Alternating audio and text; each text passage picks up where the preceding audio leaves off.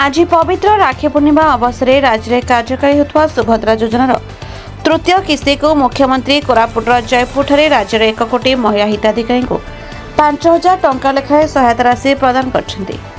एही अवसर में स्थानीय पुराना जिला परिषद हॉल ठारे एक उत्सव अनुष्ठित होइछि।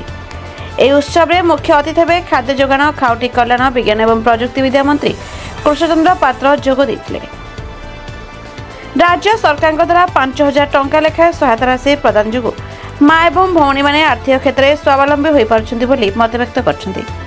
एही सहायता राशि विनियोग करी निजर आवश्यकता पूरण करने विभिन्न कुटीर शिल्प कार्य विनियोग करी निज परिवार उन्नति में सहायक हुअन्तु बोली आशा प्रकाश करछन्ति। उत्सव में कामाख्यानगर विधायक शत्रुघ्न जेना पौर परिषद अध्यक्षा जयंती पात्र ढेंकानाल सांसद प्रतिनिधि जिलापाल आशीष ईश्वर पाटिल आरक्षी अधीक्षक अभिनव सोनकर एवं जिला परिषद मुख्य उन्नयन अधिकारी ढेंकानाल जिलार माँ भौणी मैंने किपरि योजना द्वारा किपरि लाभान्वित हो पारे से संपर्क में मत व्यक्त करते।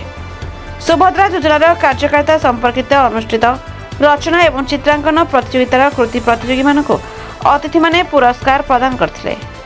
Dhenkanal Deepak Ranjan Mishra report the Republic Odisha 24 news.